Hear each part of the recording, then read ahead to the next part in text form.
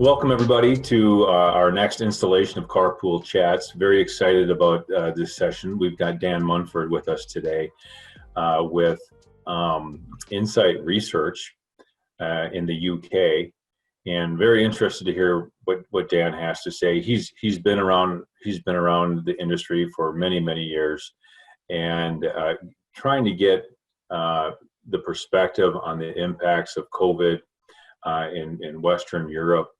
And even maybe a little bit more discussion on what's going on, what type of policy responses are we seeing to COVID in the UK. I mean, eventually we have to open up again, and we've got some potential big administrative changes coming at us. You know, how does the industry prepare for what could be monumental changes that are directed at workforce development, revitalizing the economy, and of course sustainability and protecting human health. But so without further ado, Dan, welcome. Thank you for taking the time to speak with us today.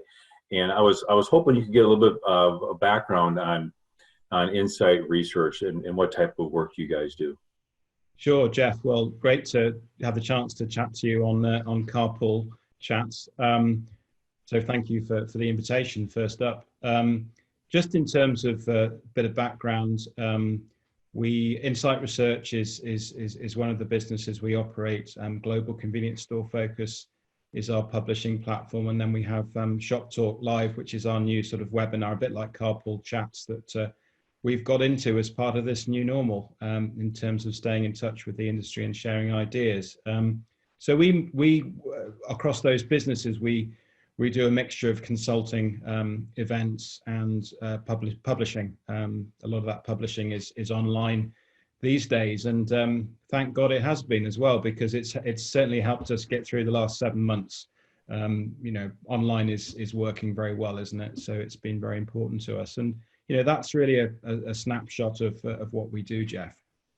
That's fantastic. Lots of parallels, and helping us keep an eye on really the rest of the world on what's developing. So to that point, what have been some of your reflections over these past 7 months that industry's had to deal with? What's going on now? Where do you see this panning out into? Well, it's a great question. We've been very fortunate because obviously, particularly looking at the media platform with our publication and the chats that we've had on Shop Talks with lots of retailers around the world, and obviously particularly here in Europe, I suppose we're in a strong position to try and frame what's happening and what's happened globally, and how retailers have responded, and what they've said to us, sometimes confidentially, sometimes publicly, in terms of how it's all gone.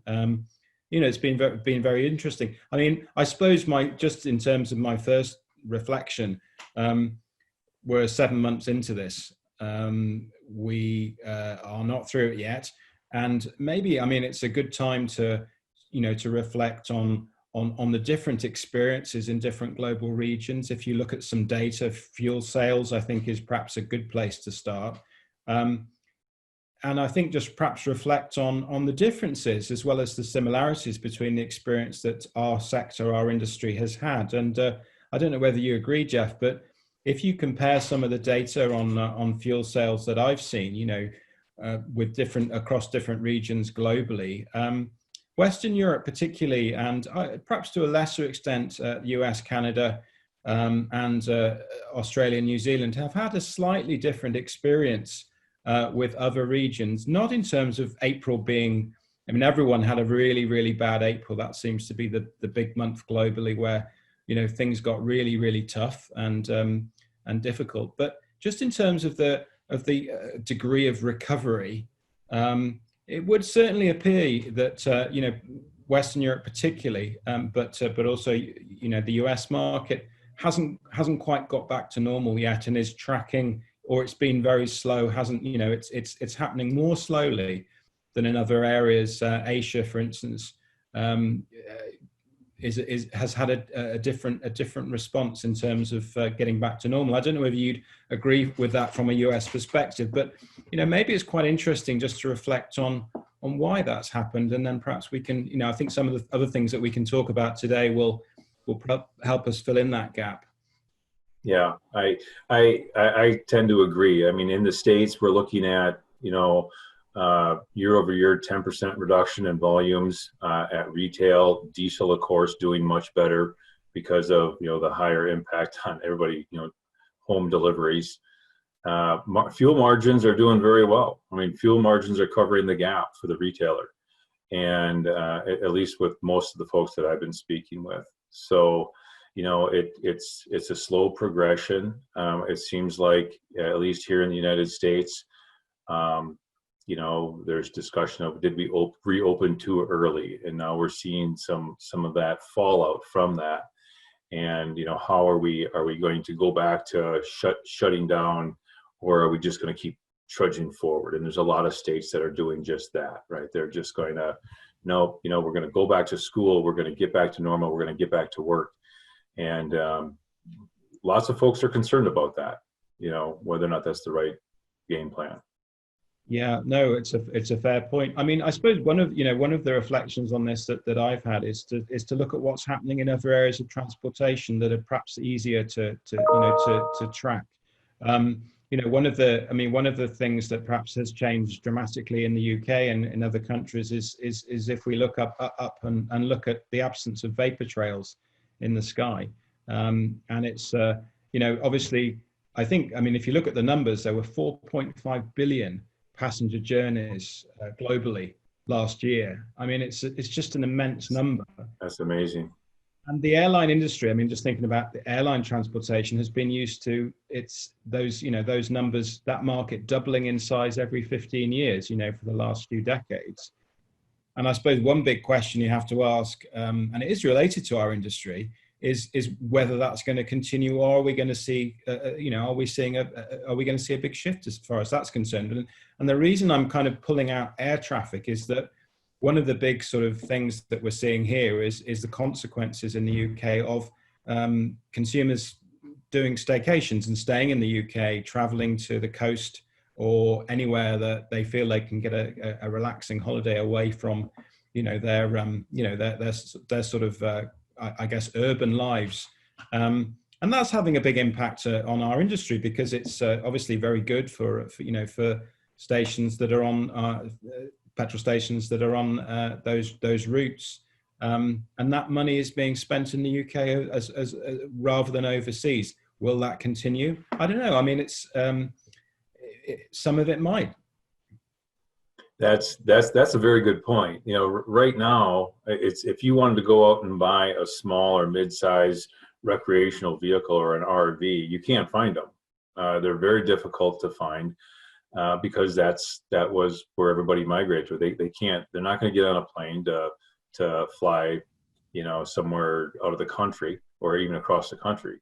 They're looking at campers. They're looking at putting more miles on. Granted, a lot of cases those are diesel gallons, but nonetheless, people are trying to move around. And so, yeah, I think you bring up a very good point. That we're going to move back towards normal, but is this new normal of, how is the family going to have a vacation? Where are they going to spend their money? So, what other aspects of the retail industry are you seeing morph or change in this new normal in Western Europe? I mean, how are the C-stores there responding to their offerings, if you will, under all these changing dynamics? Yeah, well, I suppose it's an interesting picture. It's not always completely simplistic, because I think there's a real dichotomy between, let's say a lot of the great locations were in areas, maybe inner city areas, central London, which is now a ghost town, to be honest, or railway stations, airports. Some of the best stores in our industry in the UK and in Europe, are now in locations which are really quiet.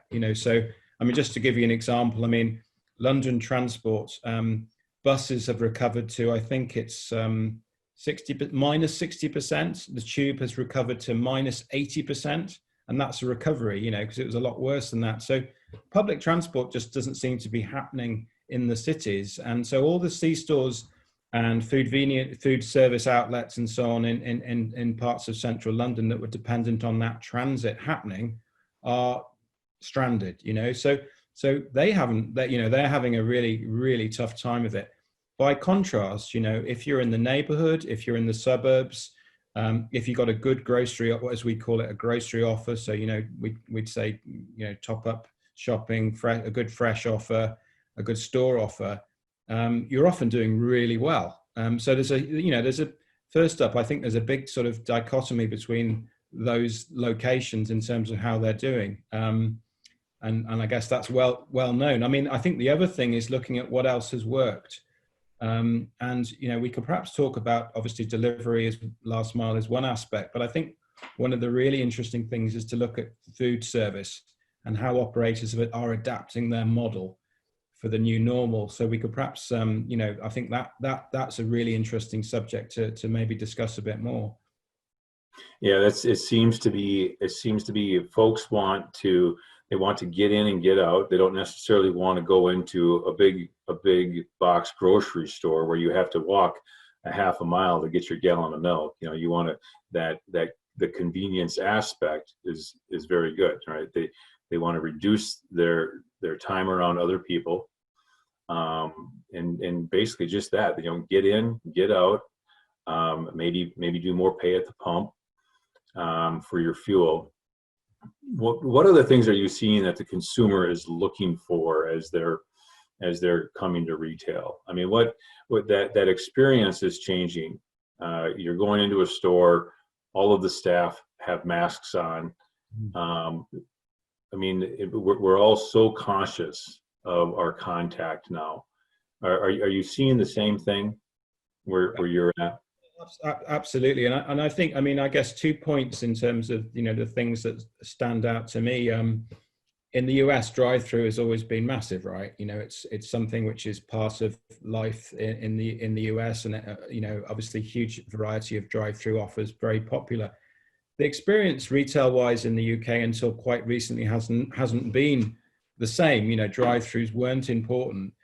Suddenly, those operators who've developed them, an EG Group, who you know well in the US market now, since they acquired Cumberland Farms, Kroger, were one of the operators over the last few years who really developed drive-throughs. And I'd say that they're now really reaping the benefits of that, because they've seen, you know, whereas pre-COVID, just looking at my notes, round about 30% of their sales were through the drive-through. That's gone up to 50% of sales. Wow. Across their food service locations, and those are locations, you know, with a different brand, with a number of different food service brands on them. Could be Starbucks, Greg's, you know, that kind of Subway, that kind of offer. So obviously, for those operators who haven't developed drive-through, and there are quite a few in the UK, they didn't have a model that suited the new normal, because the consumer doesn't really want to come into the store unless they have to. I mean, that's a reality.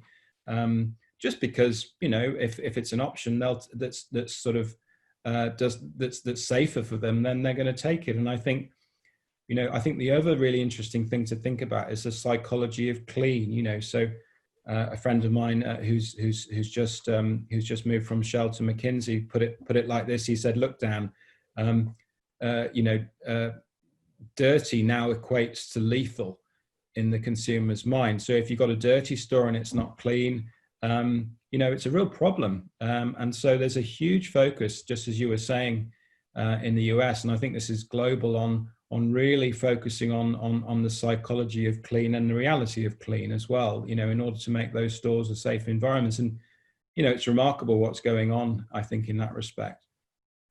Yeah, and for myself, I mean, I like walking into a store and watching staff, you know, basically wiping down touch points, you know, handles on doors, or being conscious about that. You know, right now we're going through a phase where some stores are making masks mandatory for the consumer to come into the stores, others are not.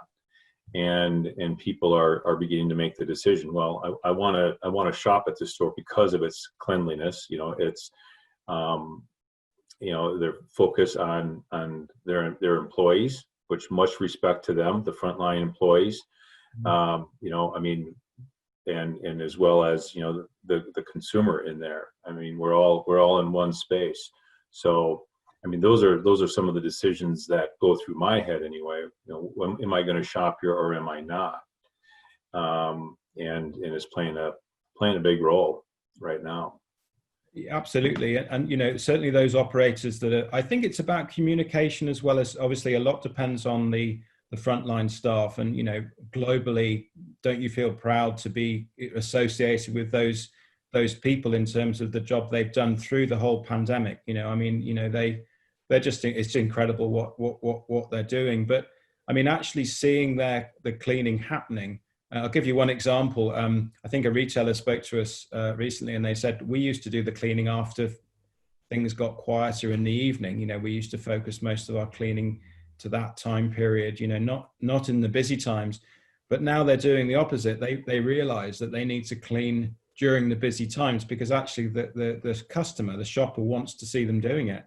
And they're also thinking about communicating that on the forecourt, outside of the store, on the canopy, just to really re-emphasize that they're really thinking of their customers and are going to look after them, And I think that's you're seeing a bit of a differentiation between the operators who are really good at that and those who aren't, And I think that's everyone's looking for competitive advantage, and this is one big area, which is the number one priority for the consumer. Yeah. The messaging is very important, and I think it's important that the customers see everything that you are doing as a business owner, to protect you, the customer, and to your point, protecting that staff that's been put out there, and they've been working straight through this without missing a beat, and kudos to them. That's fantastic, and where would we be without them, quite frankly? So well, obviously it's one of the big stories, I think, of this pandemic, really, what our industry has done, and continues to do. So hats off really to them. Yeah. I agree. So taking a little bit of a jump, I know we don't have too many minutes for our carpool chats. I apologize, because obviously we could talk about a number of different things in great detail. One of the other things that, in staying in line with the COVID discussion, the pandemic discussion, is this renewal of discussion on sustainability and on greenhouse gas emissions reductions, and of course, hand in hand with that is electrification. And I know at the Fuels Institute, we've got the Electric Vehicle Council, and we're doing a lot of work on that end. But I'm always interested in hearing more about what's going on in your area, in your region. We hear a lot about Norway for like the past 7 years, 5 or 7 years. And I'm always curious to hear about what type of policies or agendas are inciting that type of build out of an electric transportation industry. Government policies, incentives, things of that nature. But is there any update you can provide us and help us maybe even get a little glimpse of something that's going to happen in the future here in the States? Yeah, absolutely. And I think you're absolutely right to sort of put Norway up in lights in terms of being somewhere to learn from, as a global test lab for electric vehicles. That's certainly how many retailers view it, who have often been there to have a look. It's the sort of thing we were doing right up until February. We were bringing groups into that market, and I've spent more time in Norway over the last couple of years than any other market, for the reasons that you suggested, really, just to sort of familiarize myself with, okay, what happens when a certain number of road vehicles are full EV.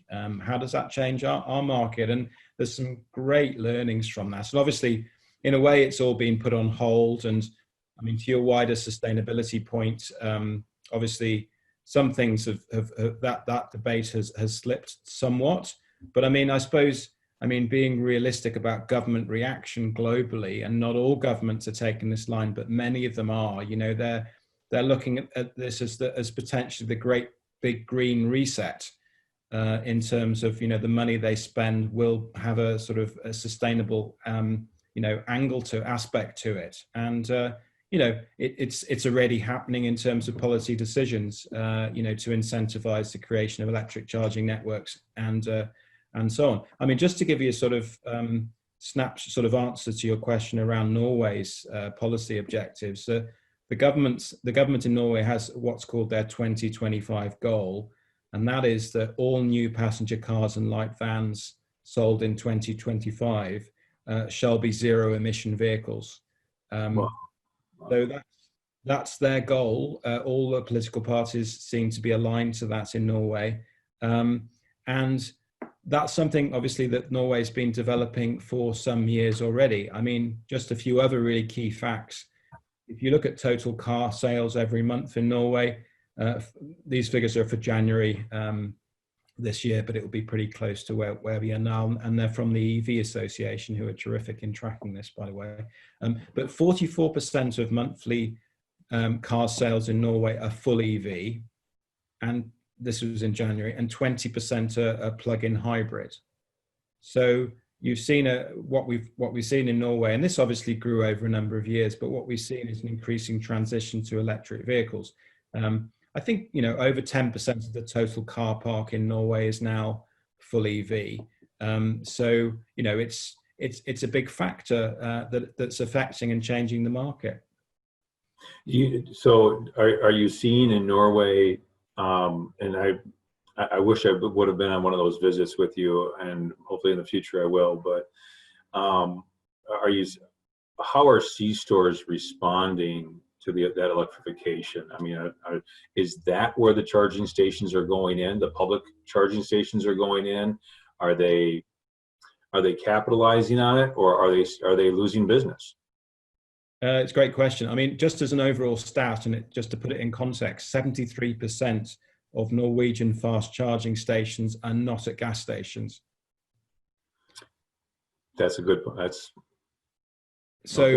I mean, that I guess just frames the situation in a way, in that it's a very competitive market, offering charging, and anybody can do it, or not quite anybody, but the fast food restaurants can offer it in their car parks. The supermarkets can offer it in their car parks. The owners of multi-story, what we call multi-story car parks in urban centres, can offer it overnight. There's all kinds of competitors who are who've come into the space in Norway to offer charging. Now, that doesn't mean there's not a business opportunity for our sector too, but I think it's just best to start off from the basis that it's going to be a competitive one. It's you've got to think about that as you make your investment decisions. In terms of can it work, I think Circle K very much are seen as leading the way in that market, and obviously that will be informing their global strategy on this. And they would, from what I see and hear, they would seem to be doing a really good job of that. And obviously, part of that is offering fast chargers at their stations and potentially building increasingly large stations going forward. But the other side of it is to really up their food offer, because it wasn't that developed in Norway before by comparison with other markets.